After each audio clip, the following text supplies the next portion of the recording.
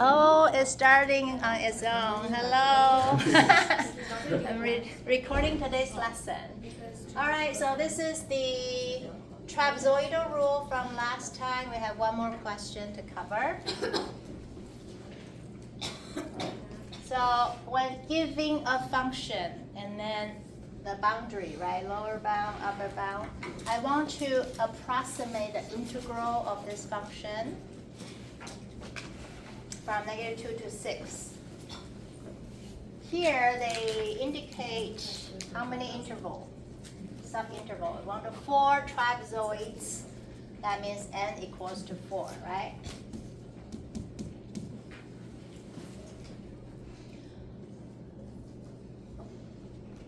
I need to find the height. If I have a trapezoid, I need to find what is x and what is y value. So total change in x is -2 to 6. So this is your a value, this is your b value, a to b. Your delta x, it should be b minus a over n. So we know that's going to be 8 over 4, that's 2. Starting from -2, adding 2 to the next interval. So 0, 2, 4, 6. I need to find the corresponding y value. This is y0, y1, y2, y3, y4, right? Put that into the function to find the height.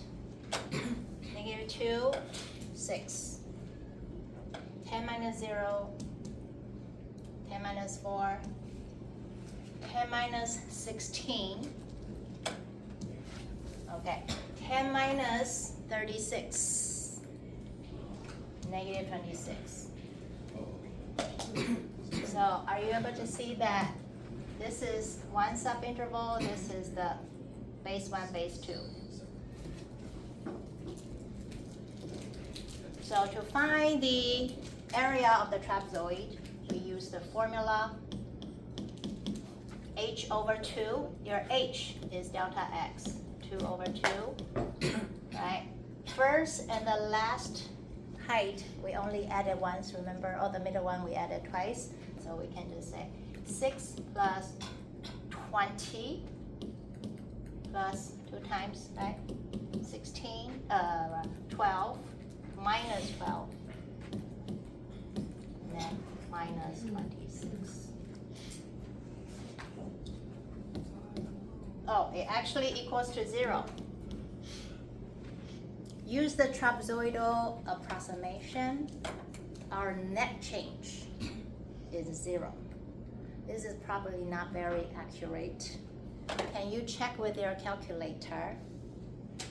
What is the exact net change of this? Everybody take out your calculator. This test, upcoming test, is all calculator. Wow. Part of it is calculator. So usually I like to put the function under y1. So put, is it 10 minus x squared? Yeah, 10 minus x squared, right?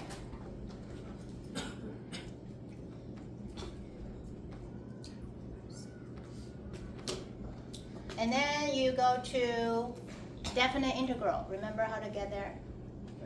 How? Math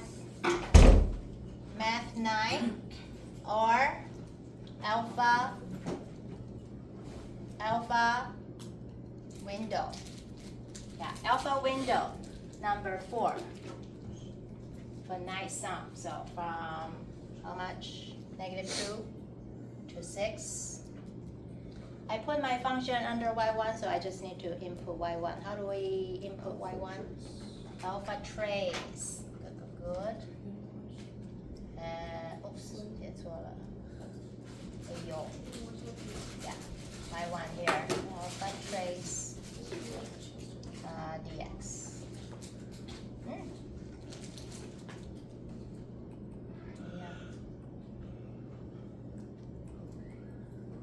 dx. All right, so it's 5.33 is the exact net change. Our approximation is off, okay, but that is our approximation. So we over or underestimate in this case? Underestimate, yes. Look at this graph. Is it concave up or concave down? Down. We can actually easily graph this, right? This is 10 and then open down. Concave down, if you use the trapezoid, you're going to underestimate. We know that. So this is from -2 to 0 to 2.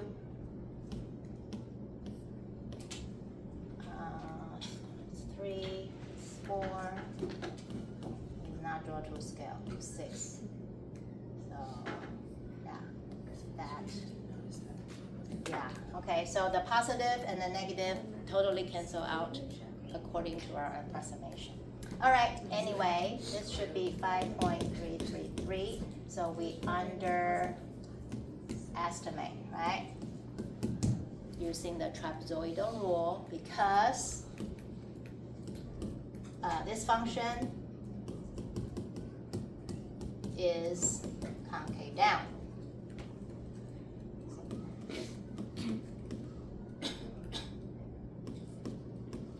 Concave down where? Over the entire curve, right? Actually, but in specific, -2 to 6. If I ask you to justify why is it underestimate, and you say, oh, because the area is below the curve, this is actually already said underestimate. You're not really telling me the reason. So this is the right reason, concavity. Okay, so this is the last question from last time. So we finished. Today's lesson is big. If you do the homework, after you did it, check your answer. I put the key here, yeah? Today's lesson is right here.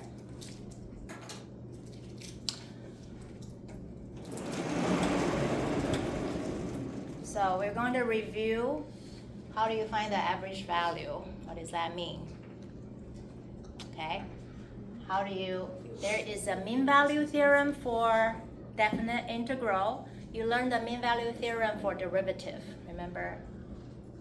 Mean value theorem, where average rate of change, slope of secant is equal to slope of tangent. You find that value, right? This is a mean value theorem for definite integral. And then fundamental theorem of calculus, we have part 1 and part 2. We're actually introducing part 2 first, and then part 1. Okay, so that's today's lesson. First, let's look at this graph. If the function is, actually, what is the function? Let me check. It's written down here. Half of x squared.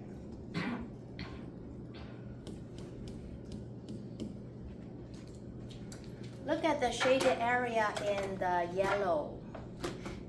If I want to write an integral represent that yellow shaded area, what would that be?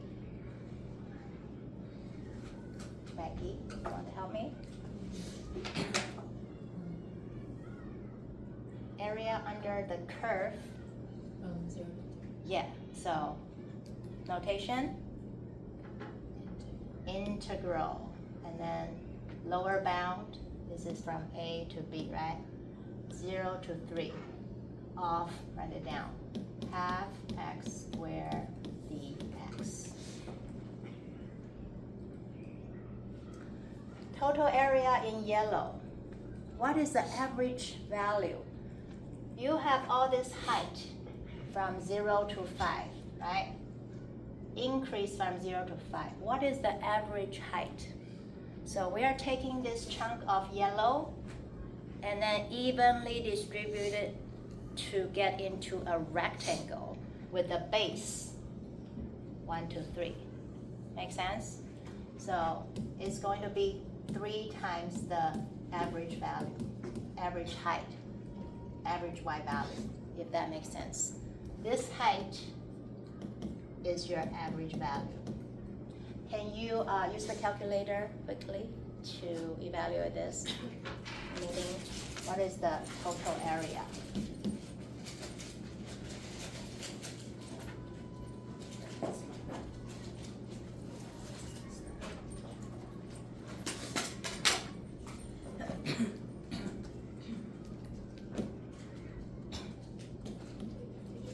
What's that? 5? 4.5. 4.5, yes, 4.5. So this area, I want to fit into a rectangle with the base 3. 3 is b minus a, and then this is the height, average height. Okay, so 4.5 is equal to 3 times average value. Okay, so that is 1.5 right here. See, 1.5. So we'll just review how to find the average value. In general, average value of f is 1 over b minus a. That's become the base of the rectangle times integral from a to b f of x dx. What is the mean value theorem for definite integral? We are asking you, when is this height from 0 to 3, right? You have various height for the function. Where does it happen when the y value is equal to the average value?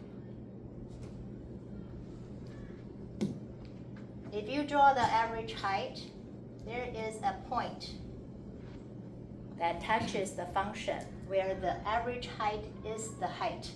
And then can you find the value c? What is the x value where f of x equals to 1.5?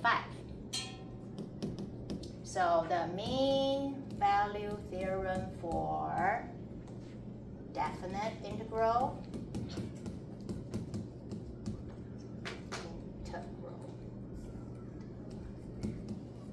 is saying if f is continuous over a to b, there should be a value c that is between a to b, that f of c, right? This point is f of c, is equal to the average value.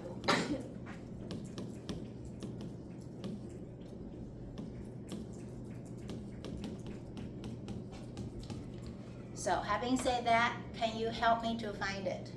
What is the value of c? Well, this question we can find it algebraically, right?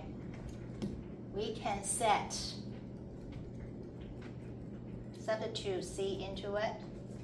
So half of c squared. This y value is equal to 1.5. I'm going to write it as 3 over 2. So c squared is 3. So c is plus or minus root 3. But since my c value need to be between 0 and 3, so I only take the positive. When c equal to root 3, f of c will be 1.5. So sometimes we'll say, okay, use the mean value theorem to find the value c.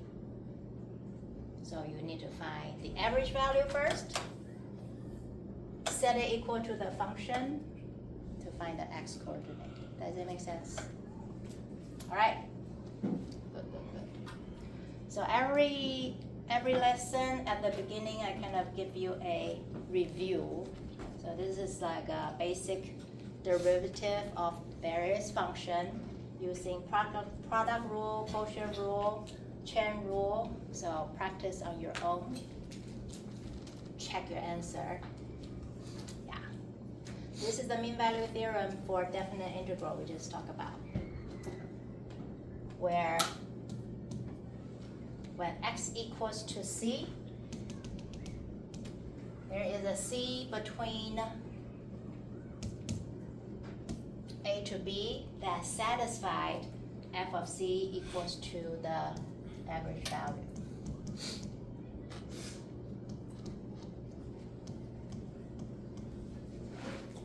Okay, I see.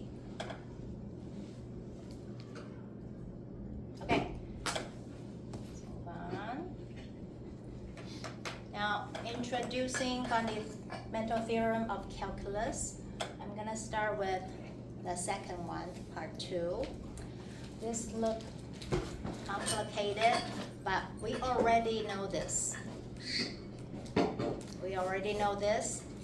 Actually, part of it from last semester. Let me show you what I mean. I like to use the kinematics position function.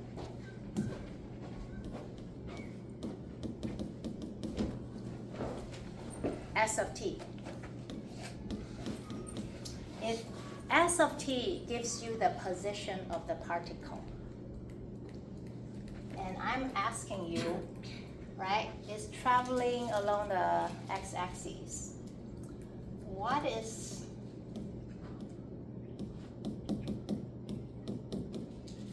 the change in particle's position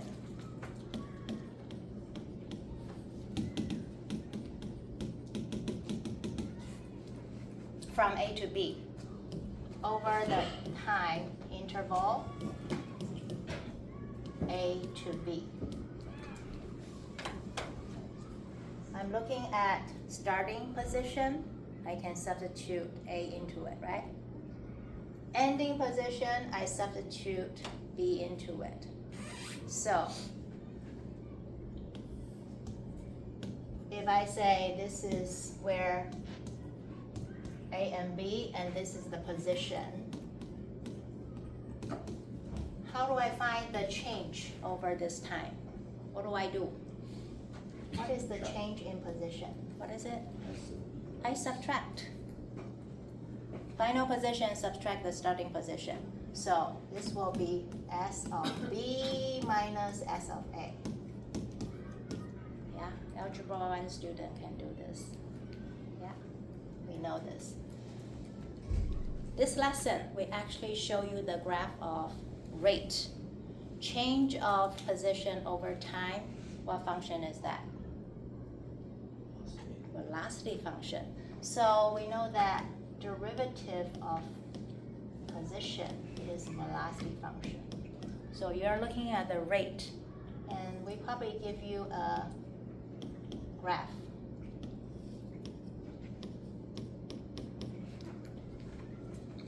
What is the change from A to B when you are looking at the velocity function? Didn't we learn this just now on your quiz, right? How do you find it? How do you find the same thing? What is the change in position from A to B? What do? Find the area under the velocity function. This is the line, we can use the area of this trapezoid. But if this is a curve, we use the Riemann sum to approximate, right? We say, oh, I can just cut them into pieces. It doesn't change color for me. Okay, there.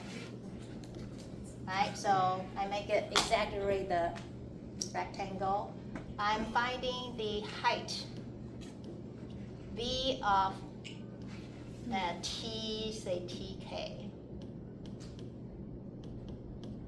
And this is the change of T, right?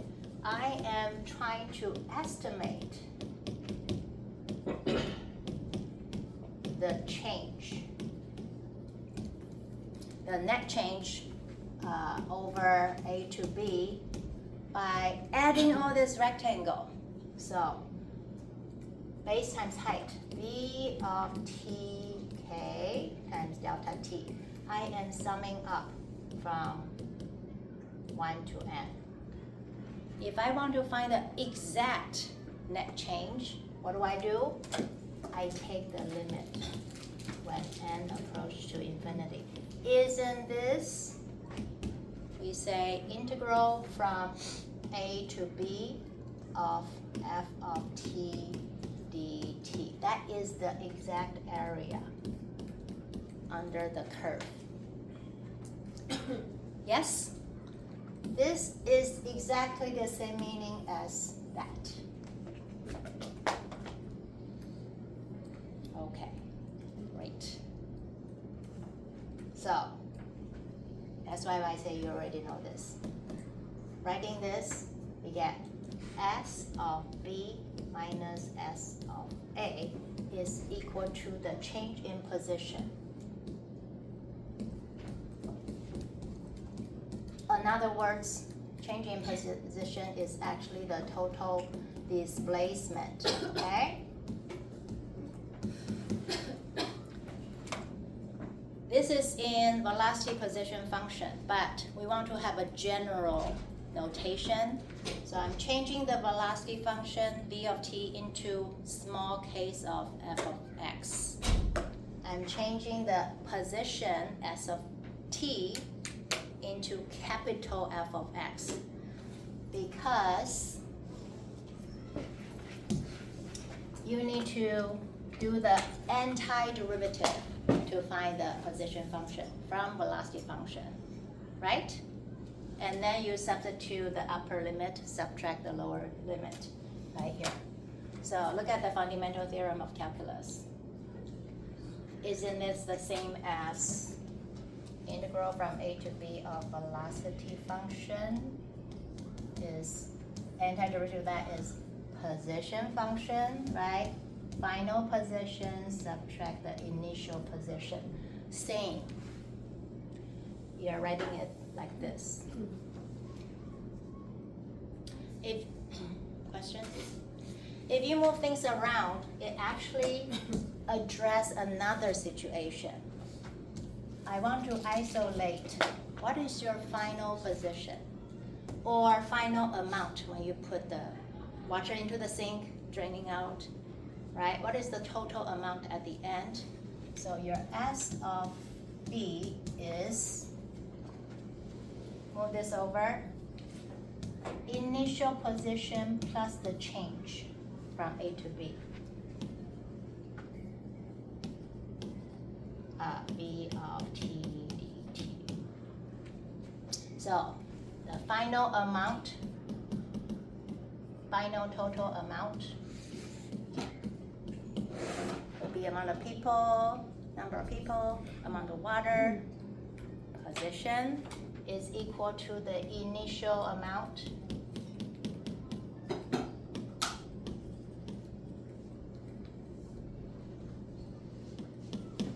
plus the change from A to B, right? You already have 100 gallons. This much come in, this much come out. What is the total amount at the end? So, right here, fundamental theorem of calculus part 2. Yeah, easy? Good. Let's look at the example. So with that, we can evaluate the definite integral, right? What is the integral from -1 to 3 of f of x dx? First step, I need to find the antiderivative of that function, which is x cubed plus x. Okay, this is the notation. I want you to find the antiderivative. You can put the bar, okay, some textbook did this, and then write the upper limit, lower limit from -1 to 3. Or I like to use the bracket, that's fine too. Find that and then show me that you substitute the upper limit first, right? 3 cubed plus 3. And then subtract the lower limit. Subtract the lower limit, substitute in. -1 to the power 3 is still -1 minus 1. Make sure you group them. Otherwise, you're going to miscalculate. So this is -2. Right, this is 30. So 30 double negative is positive. Okay, that's how you evaluate. We are finding the definite integral using the fundamental theorem of calculus, yeah? Let's try a few more. This first two at the bottom, I already give you a little bit of the hint.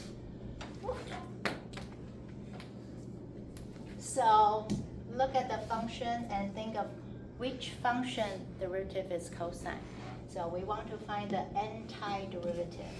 Well, antiderivative that, which is sine. See the notation here? From 0 to pi. Okay, I already did half of it for you. You write the rest, right? Sine pi is 0. Sine 0 is 0, so it's 0. Let's look at the graph. Does it match? Sine cosine x is like that. So from 0 to pi, yeah, you see, it balances out. The area above, area below, they are symmetrical. So positive, negative become 0. So good. Derivative of what becomes secant x tangent x? Antiderivative of that is this. Put in the limit. Okay, so secant 0 minus secant negative pi over 4. Maybe it's easier to do 1 over cosine, if that helps.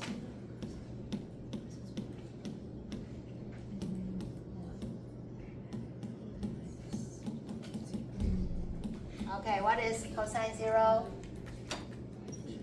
That's 1, so the first term is 1. What is cosine negative pi over 4? Total? 2 over... Oh, yeah. So, anyway, pi over 4, right? 1 root 2 cosine. Cosine is 1 over root 2. 1 divided by 1 over root 2 is actually root 2. So it's 1 minus root 2. You okay? Yeah, root 2 over 2 is 1 over root 2. Same thing. Now I need you to do the rest. I did this too already. And you go to the board and do the harder ones. C, D, and E. And we're gonna pause. Come back. All right, we're back. So this is the process. Okay, you can antiderive. Find your antiderivative function here. Put the limit, and then sub in the upper limit. Subtract, sub in the lower limit. So look at that on your own. The last one, a lot of you have forgotten. Derivative of arctan is 1 over x squared plus 1. So it's not log. Substitute inverse tan of 1, subtract arctan of 0. When the value of tangent x is 1, what is the angle measure? So pi over 4. Tangent pi over 4 is 1. And that's 0. Okay?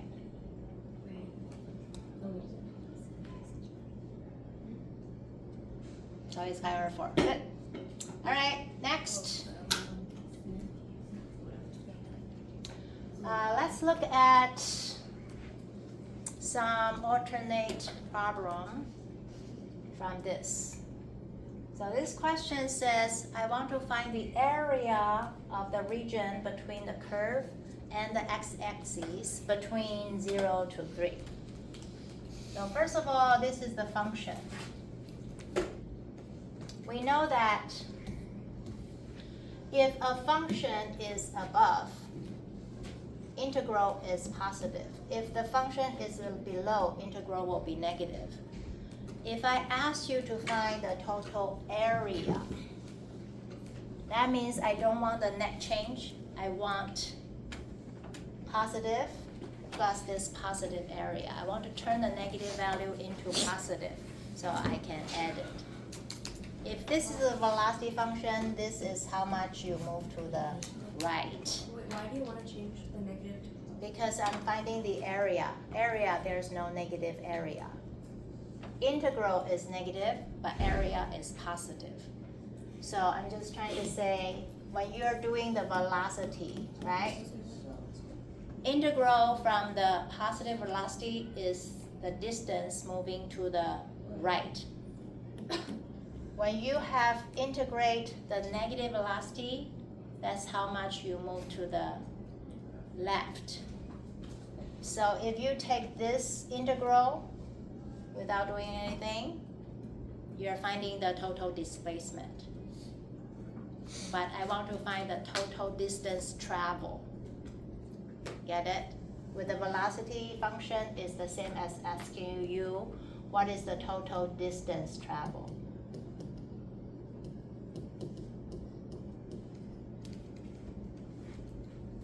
That's why I need to make sure I find all the zeros, identify which part is above and below, and I take the absolute value of the negative part.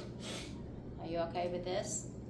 So now, this is just my example of the graph. Let's look at the graph itself. 4 minus x squared. Let's graph it. Let's find the zeros, right? X squared is 4, x is plus or minus 2.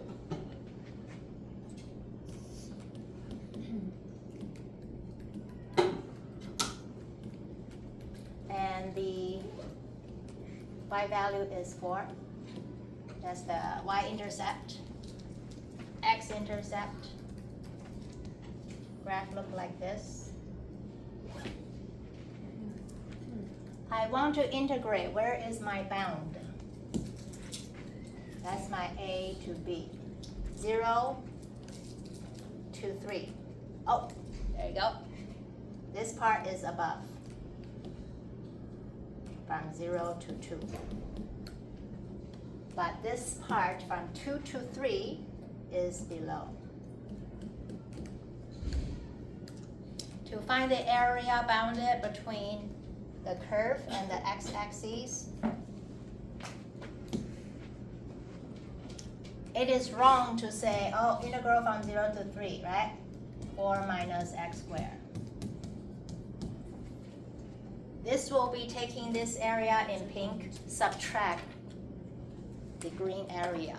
So that's not the total area. I need to separate. Without the calculator, I need to separate it. Positive from 0 to 2. If I integrate from 2 to 3,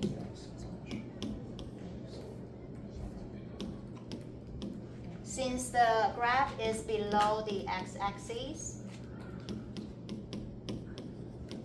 this chunk will be negative. How can I turn that into positive? Absolute value. I find it and find the absolute value. That's one way to do it. Anything else? Any other method? Can I alternate, change by my limit? Very good. Flip. Okay. First, I can take the absolute value after I found it, or I can flip the limit. Make it 3 to 2. That will be positive now. Or I keep it at 2 to 3 and I just do minus. Double negative become positive. So whatever way you choose, just make sure you're not finding the net change. You're finding the total area. All right? Now you can evaluate. Ready? I'm still using the fundamental theorem of calculus part 2 to find the antiderivative of the term and substitute upper limit, subtract the lower limit. Okay, 4 minus x squared. Oh, sorry, antiderive. What is it?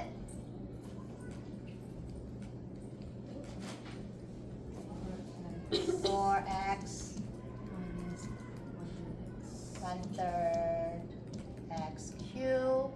Okay, from 0 to 2 plus. I flipped it, so it's going to be same function. Antiderivative function is the same, but the lower limit is 3 to 2.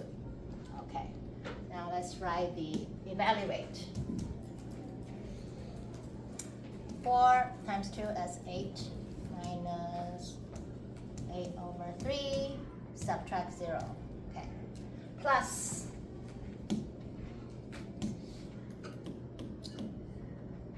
Substitute upper limit first. 8 minus 8 over 3. Subtract. Parenthesis 12 minus 9. Okay, this is 3. This part is 3. So let's rewrite everything. That's 8 minus 8 over 3 plus 8 minus 8 over 3 plus minus 3, right? Minus 3. Good. All the number together, that is 13. Subtract 16 over 3. Combine the denominator. 39 over 3 minus 16 over 3 is 23 over 3. There you go. That is the total area. Okay? You can use your calculator for this question. We don't need to be such a complex process. If you have a calculator, this is under the calculator question. How can we do it easily? Finding the area under the curve from 0 to 3. Take out your calculator.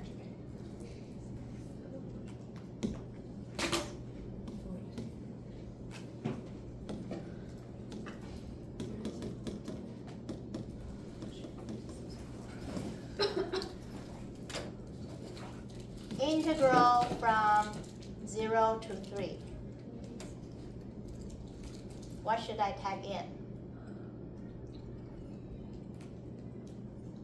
You can type in this, but I can just do 0 to 3. Huh?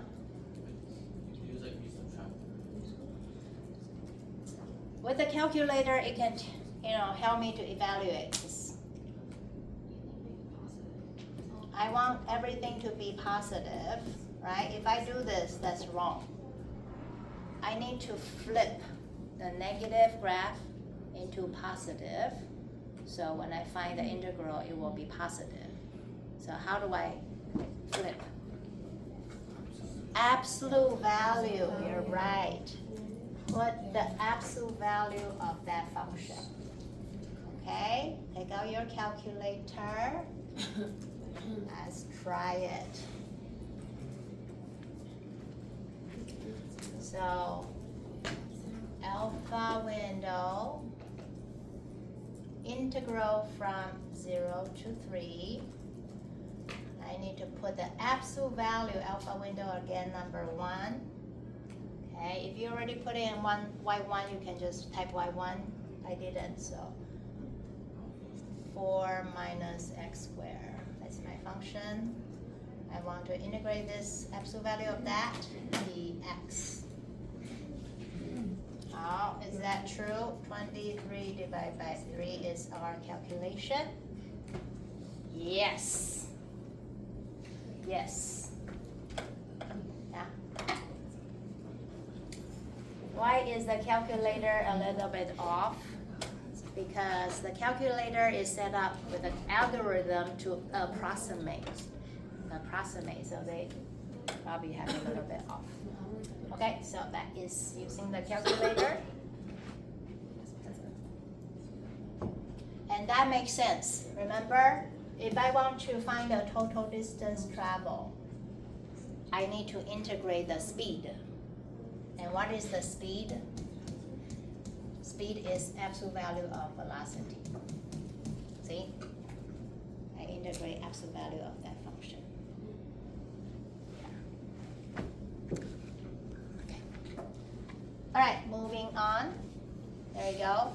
Find this numerically. That means use your calculator. This is on the AP exam, calculator session. Ask you to find the area, that's the keyword. Not just integral, but area. That's when you take the absolute value, right? You can't just give me the answer, you still need to write the expression. We might say, okay, can you write the expression represent the area of the region between the graph and the x-axis? So integral from -3 to 3, and then absolute value of this function. Can you help me to evaluate?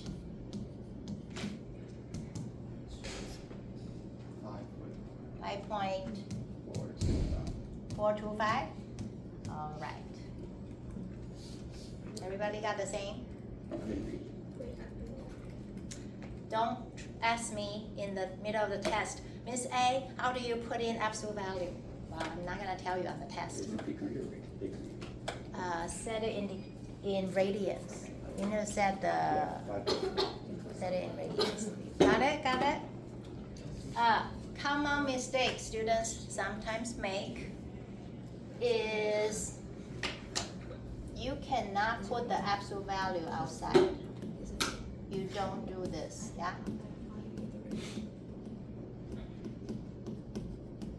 If you take the integral and then absolute value, that will be wrong.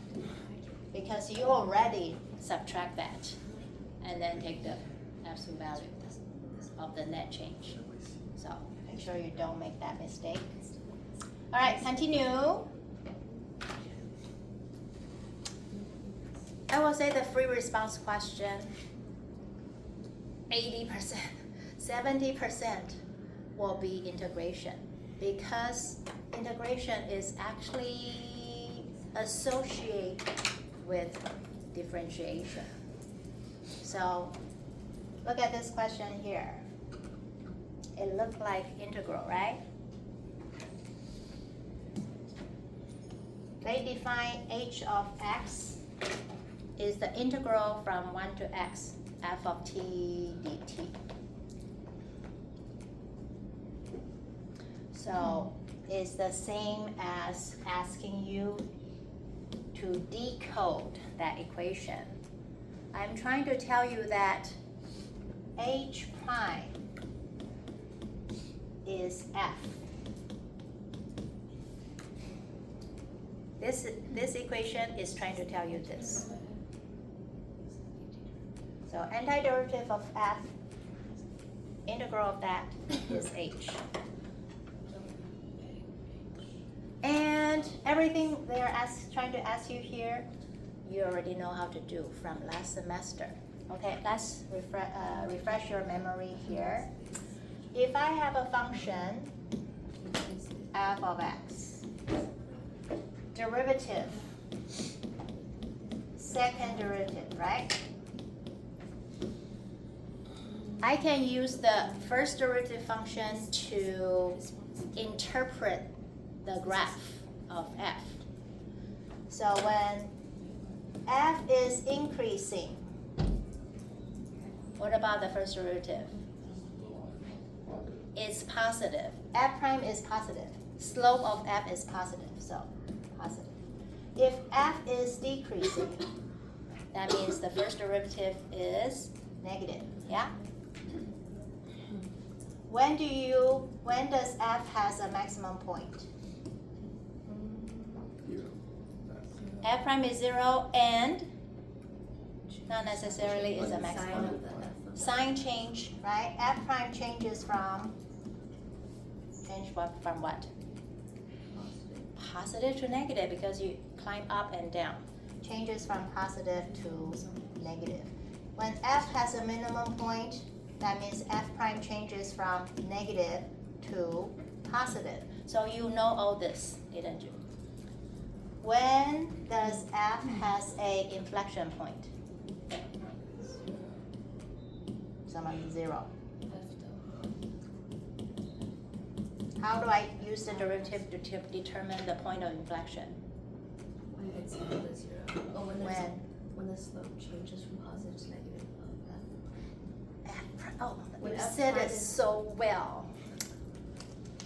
Okay, Kira just said when the slope of f prime changes from positive to negative or negative to positive, because concavity is about second derivative. Second derivative is positive, is concave up, right? Second derivative is negative, is concave down. When you change sign, that's the point of inflection.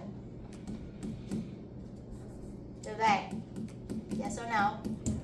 And then when f double prime equal to 0 or does not exist, that's not good enough to find the inflection point. One more thing has to be true, and the sign changes. F double prime changes sign. Everything here you learned last semester. How do I find the second derivative changes sign? Remember, second derivative is the change of the first derivative. So if I look at the slope of f prime, isn't that equal to second derivative? Slope of f prime changes. That will actually be the maximum minimum point on f prime. Okay, let me just give you a quick graph. This is f prime you are looking at, okay? And this is right here. So, which part, let's say this is 1 and 3. Which part of the graph of f is increasing? Which part of the graph is increasing? 0 to 1 because f prime is positive, f is increasing, right? Which part of the, and then after 3 also, f is increasing. Which part of the graph when f is decreasing? 1 to 3, right? When f prime is negative, f is decreasing. So, do you know where f has a local maximum? Maximum? At 1, because f prime changes from positive to negative. When does it have a minimum? 3. When does f have point of inflection? At 0.5. yeah, 0.5 and probably 2. That's approximate. See how the maximum minimum point of f prime is the inflection point of f because the slope of f prime changes. Yeah. This is a review from semester 1. And look at this question here. Ready? H of x is defined as integral from 1 to x. F of t dt. So is f of x Okay, so remember h is integral, I'm just giving you an example, f of t dt. T is a dummy variable because I'm trying to say f is continuous. Did I say that? Is a continuous function over a to b. Okay, in this case, 1 to b. And h of x is defined as integral from 1 to x. So integrate from 1 to x of f of t is h of t, h of x. So that means h is actually antiderivative of f. So I can find, okay, the value of h by adding the increment of change under the curve, okay? So this is just something they are trying to tell you. Anyway, when you see this, they are trying to tell you h prime is f. So this is graph of f. You are looking at h prime graph right now. And this is f. You are looking at the derivative function. Are you okay? Think of that. A, can you find h of 1? We have to go by the definition. Substitute x with 1 in the equation. So h of 1 is integral from 1 to 1, right? I replace x with 1, f of t dt. You learn the definite integral. What is integral from 1 to 1? 0. There you go. See, I just find a point on h. This is x, this is h. When x is 1, h is 0. Okay. B. Is h of 0 positive or negative? Is this positive or negative? Any idea how to look at this? We have to decide according to this graph. What's the graph? What is the graph? The graph is f, which is derivative of h. You are looking at f of x, which is h prime. H of 1 is 0. What do you think h of 0? Positive. Positive? What's your justification? Wait, if h of 1 is 0, then what about h of prime? H prime of 1 is 0 right here. Yeah. So I want you to think about this area. So why does it say that h of x on the top is equal to not h prime of x? Like above. Why does it say No. This is h is integral. Integral of f of x, right? That means you anti-derive, right? This is the one level up.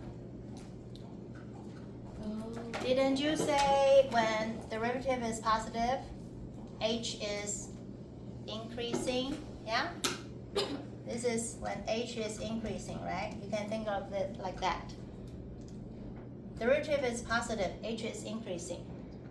I need to increasing to 0, so before that must be negative. If I already have positive, how can I increase to become 0? It must come from the negative value and increase up to 0. Another way to look at this is just substitute 0 into that. That's a lot easier. So h of 0 is integral from 1 to 0.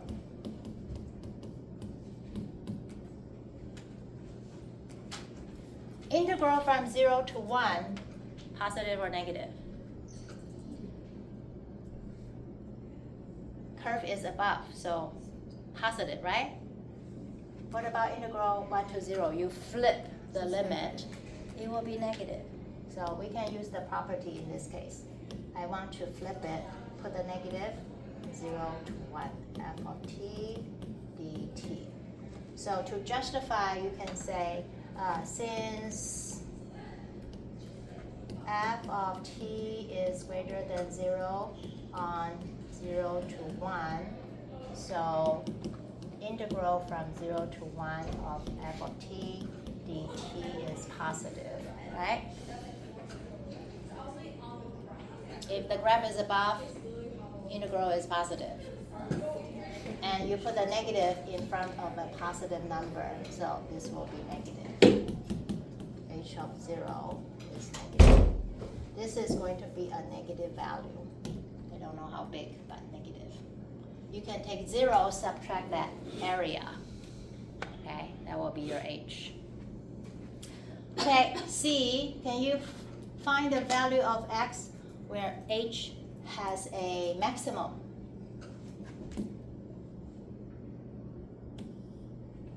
Remember what we said? How to find the maximum on H on the derivative graph?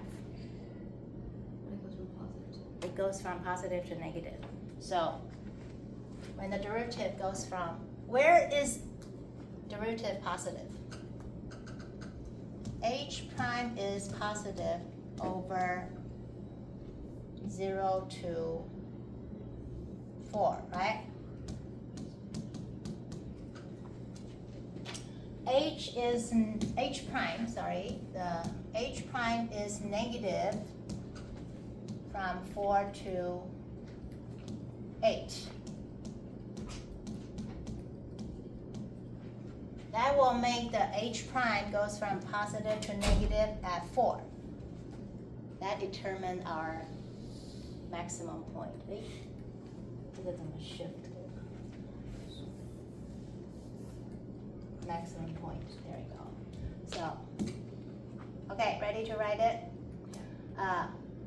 H of x has a maximum at x equals to 4. Because H prime of x, which is f of x, changes sign from positive to negative. Actually, this only determines the local maximum. But since this is increasing, but this is increasing more, the rest is decreasing, right? H is decreasing, so this is the only. This is the only critical point, actually. The only point where H prime changes from positive to negative. So that will be an absolute maximum, okay? Now can we look at number D? It says, can you find the value of x when H is a minimum?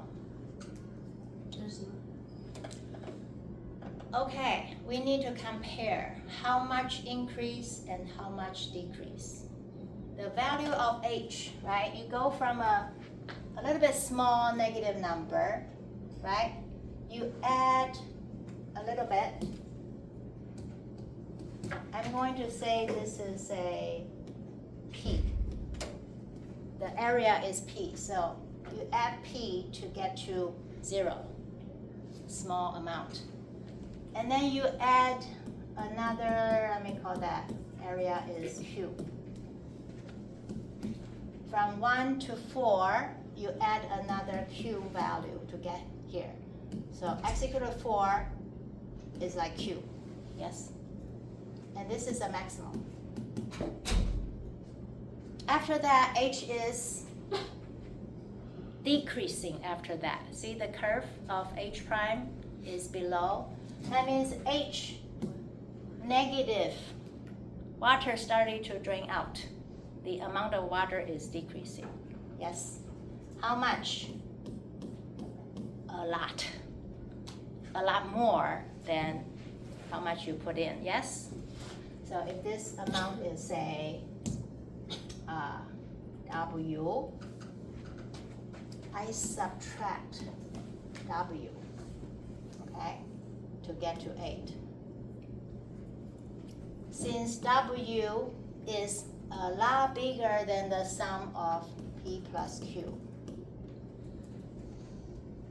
that means this value of H is a lot lower than that initial negative value, don't you think? So it keep going to lose the water. It keep going to the left. So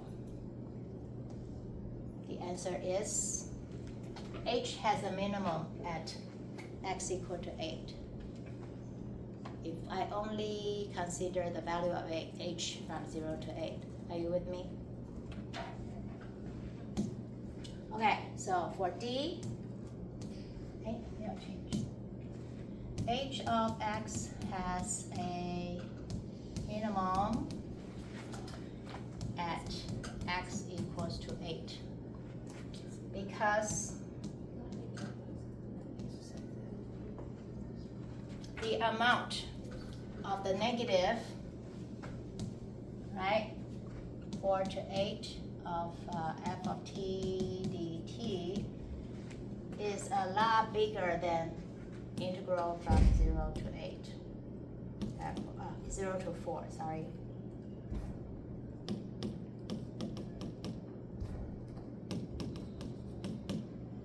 So you are going from 0, you subtract, your addition is not enough, right? You subtract a big amount. So it's a lot lower than that 0, than that negative. Okay, so at x equal to 8, H has a minimum value. All right, last question. Where does the point of inflection occur on H of x? Once again, you are looking at the first derivative graph. Where is the point of inflection? At 3, Ayoma? 3, 6, one more, 1. Because at this point, you can say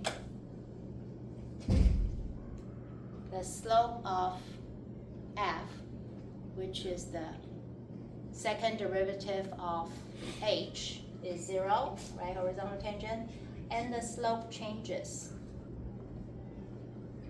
at those points. Okay, let's write this, E.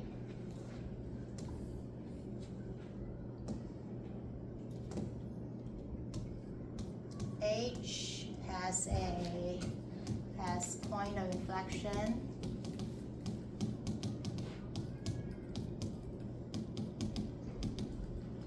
at x equal to 1, 3, and 6. Since f of x is equal to h prime of x, right? And f changes the slope. You can say slope of f changes sign, or you can say f of x has maximum and minimum point at those values. Slope of f of x changes sign at these points. Okay? So slope of f is h double prime.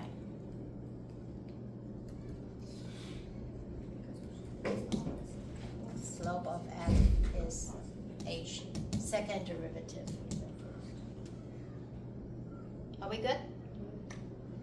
Right. Okay, fundamental theorem of calculus part 1. Yes. Can you explain number B again? B? Is 0 positive or negative? Since I already know H, if I graph this, h function, right? At x equals to 1, h is 0. So that's the point on h. And you have to, from 0 to 1, you have to increase. The value of h have to added that value to get to 1. So it must be, right, this amount of increase is that shaded area. So it must be negative to begin with for you to get to 0. And this is continue to increase until 4. And then you started to decrease, right? Decrease. Amount of decrease is surpass the amount of increase. This is total amount of increase. The decrease amount W is bigger than the amount of increase. Make sense? Okay. All right. Fundamental theorem of calculus part 1. We can actually use part 2 to prove it. Okay, so this is saying if f is a continuous function on f of over interval a to b, then capital F of x is integral, and this is definition of f of x. We are telling you that there is definitely, you can differentiate f of x, all right? Derivative of capital F of x is equal to f of x. This is obvious. If you take the integral of a function and you differentiate, isn't it back to itself? So a lot of people say, why is it such a big deal? It's like such a simple thing. Because this theorem actually is the bridge between the differential calculus and the integration calculus. Before 16th century, they actually don't know this. They don't know the connection. So why is this true? Okay, let's start from here. Let's try to differentiate, okay? So when I want to differentiate f of x, that means I want to differentiate this part.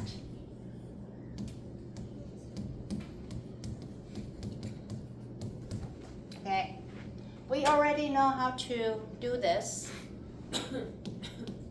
by antiderivative. Integral from a to x of f is finding the antiderivative of that, which is capital F of x from a to x. We did this, right? I want to differentiate this. In other words, I want to take the derivative of f of, this is t. I miswrote it. Antiderivative of that is f of t. Substitute x, replace my t with x, subtract, replacing t with a.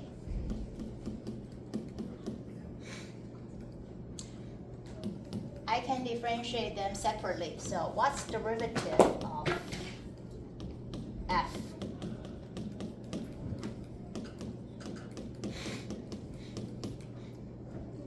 Derivative of capital F of x is f of x. What is f of a? Who is that for? Yeah, who is that? Chris. Chris 没有，他出去。好。This is a number, isn't it? When you put a number into the function, that is number. What's derivative of a constant? 0. See, we just proved it. This is true. I at least want to show you one question. So now, if three things Satisfied, we can apply the fundamental theorem of calculus. If you have derivative of integral, cancel each other out. And the upper limit variable matches the variable that you're differentiating with. And your lower limit is a constant. Then you can replace the t with x. So it'll become f of x. So look at this one question here. Derivative of integral, x matches, lower limit is a constant. So just replace t with x. There you go. Cosine x. That's it. That's the theorem. We will continue and finish the lesson next class.